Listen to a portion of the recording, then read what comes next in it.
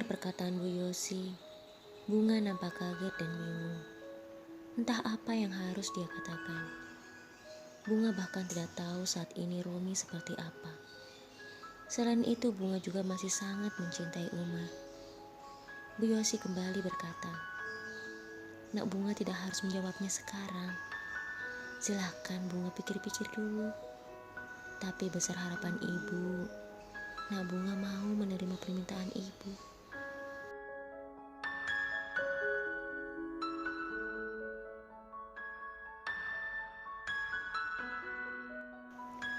Bunga masih terdiam.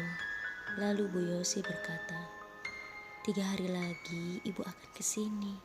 Jika Nak Bunga setuju, ibu dan keluarga besar akan kesini melamar Nak Bunga secara resmi. Kita akan memanggil orang-orang dan sesepuh di sini. Bunga hanya menatap Bu Yosi yang sedang tersenyum padanya sambil mengangguk.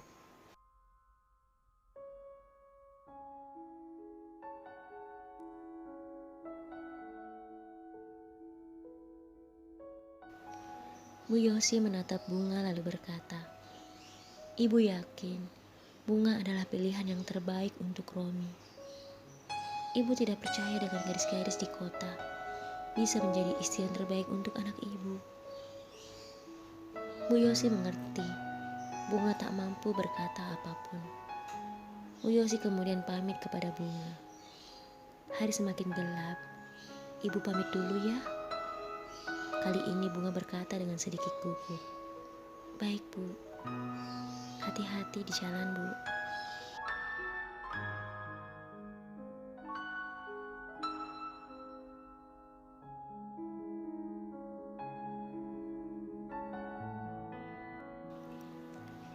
Sejak saat itu, Bunga terus berpikir apa yang harus dia lakukan.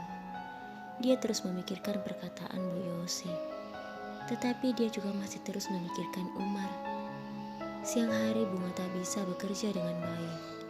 Di malam hari dia pun tak bisa memejamkan matanya. Lalu dia teringat perkataan Bu Yosi yang mengatakan bahwa setelah 3 hari Bu Yosi akan kembali lagi menemuinya, membuat dia semakin kacau.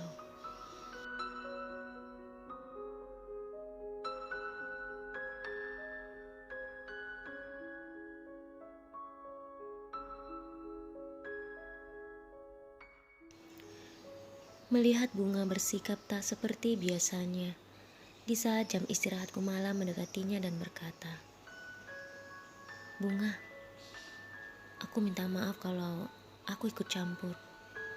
Tapi jujur, aku tidak tahan melihatmu seperti ini. Sebenarnya ada apa?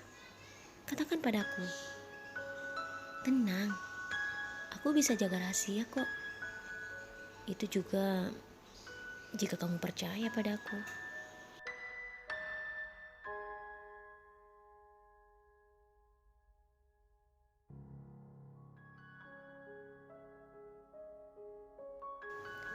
Bunga kemudian menatap Kumala dengan tajam, yang membuat Kumala merasa risih. "Bunga, apaan sih? Kamu benar-benar aneh." Bunga berkata, "Aku hanya sedang melihat matamu. Apakah kamu benar-benar bisa dipercaya atau tidak? Bisa saja kan setelah aku mengatakan padamu, saat pulang kamu ceritakan semuanya kepada ibumu."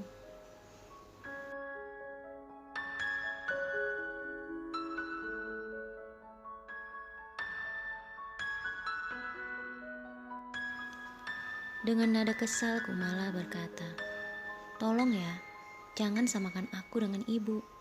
Aku itu sama seperti ayahku, pendiam, baik hati dan tidak sombong. Apalagi bergosip sana sini. Ih, itu sih jauh dari aku." Bunga kemudian tersenyum, lalu menyenggol bahu Kumala yang terlihat kesal padanya. "Ya maaf, kan aku cuma nanya."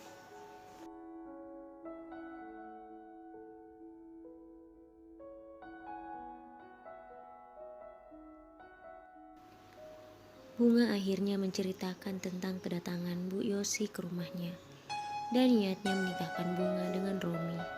Semua perkataan Bunga itu membuat Kumala sangat kaget dan tak percaya. Lalu Bunga berkata, Sekarang katakan padaku, apa yang harus aku lakukan?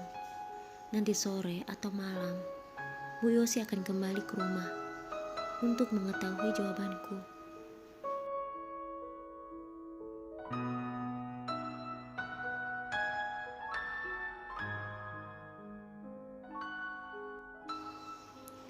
Tetapi Kumala malah hanya diam tak menjawab pertanyaannya. Kumala diam seperti sedang memikirkan sesuatu. Lalu Bunga berteriak padanya, "Kumala!" Tentu saja hal itu membuat Kumala kaget dan latah. "Kumala, Kumala, apa sih Bunga? Is!" Bunga malah tertawa setiap kali melihat Kumala latah seperti itu.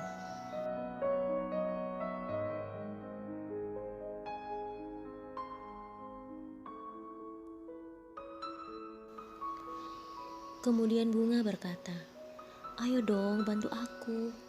Apa yang harus aku katakan pada Bu Yosi?" Kumala berkata, "Jangan tanya padaku. Tanyakan pada hatimu. Jika hatimu berkata terima, ya terima. Tapi jika hatimu berkata tidak, ya katakan tidak. Yang menjalani rumah tangga nantinya kan kamu. Pasti kamu tahu mana yang terbaik untuk dirimu sendiri."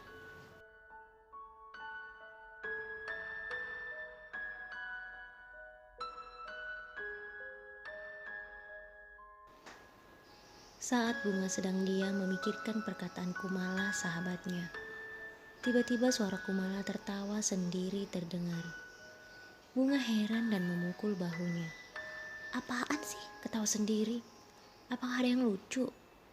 Aku lagi pusing, dia malah tertawa."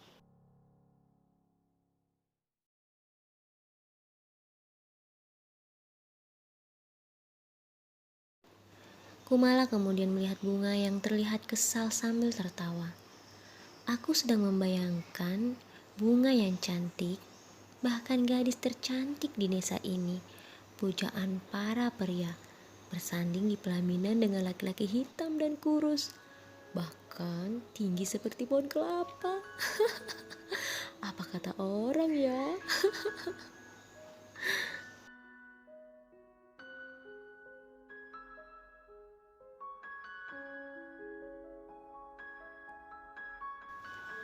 Bunga kemudian berkata, "Tapi kata Bu Yosi, sekarang dia sudah berubah. Dia tidak seperti dulu. Dia tidak lagi sekurus dan sehitam dulu. Itu karena dia tinggal di kota." Kumala kembali berkata, "Bu Yosi berkata seperti itu supaya kamu mau menerima lamarannya untuk Romi. Jangan-jangan Bu Yosi menjodohkan kamu dengan anaknya karena tidak ada gadis kota yang mau menikah dengan anaknya."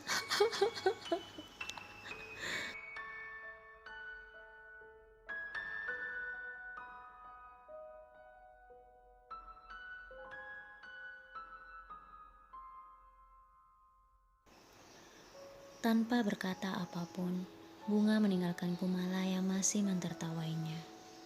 Melihat Bunga pergi meninggalkannya, Kumala berkata, "Kenapa dia pergi? Memangnya yang kukatakan salah ya?"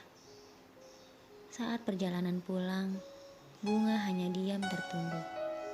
Kumala yang berjalan di sampingnya sesekali memperhatikannya dan berkata, "Bunga, jangan marah lagi. Aku kan cuma bercanda."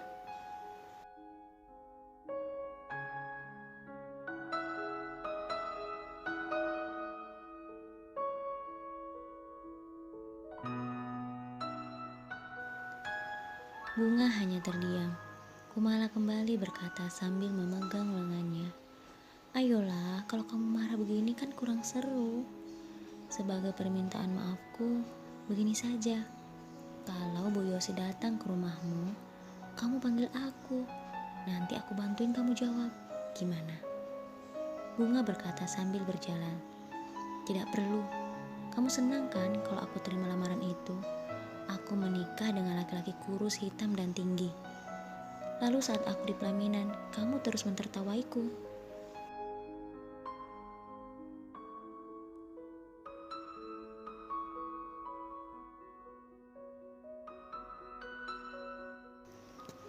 Kumala berkata, Tidak, bukan itu maksudku. Aku kan sudah bilang kalau hatimu berkata iya, terima lamaran itu. Kalau hatimu berkata tidak, jangan diterima. Lalu dia berpaling menahan tawanya. Namun Bunga tahu dia sedang mentertawainya. Tidak lama kemudian, sampailah mereka di depan rumah Bunga. Tanpa berkata apapun, Bunga langsung masuk ke dalam rumahnya.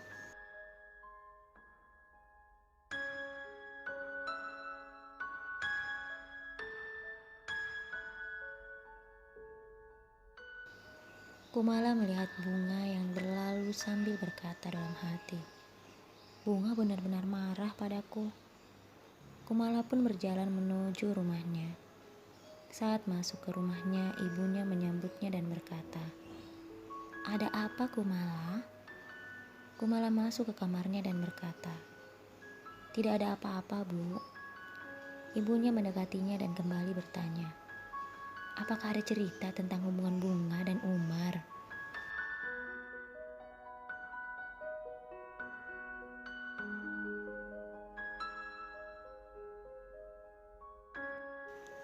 Kumala berkata pada ibunya, "Bu, bisa tidak ibu berhenti mengurus hidup orang lain? Kumala malu, Bu. Teman-teman Kumala semua tahu ibu itu suka berkumpul di warung, terus membicarakan hidup orang. Mending ibu sibuk mengurus aku dan ayah. Kasihan ayah. Kadang pulang dari sawah mau makan tapi ibu belum masak. Karena ibu kelamaan di warung, Bu."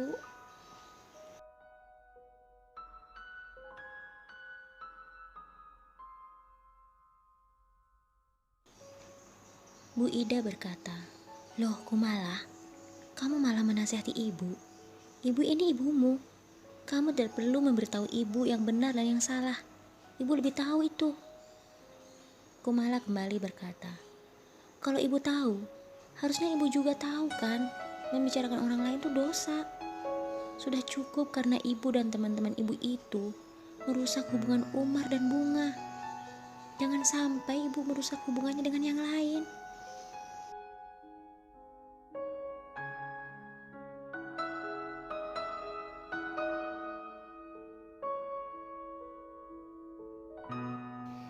Mendengar perkataan Kumala anaknya, Bu Ida malah jadi penasaran. "Hubungannya dengan yang lain? Maksud kamu apa, Kumala? Bunga punya pacar baru?" Kumala kemudian berbaring di atas kasurnya. "Bukan itu maksudku, Bu. Sudahlah, Bu, aku capek. Aku mau istirahat." Dengan perasaan penuh tanda tanya, Bu Ida keluar dari kamar Kumala. Pasti ada sesuatu yang disembunyikan Kumala dariku tentang Bunga. Aku harus cari tahu sendiri.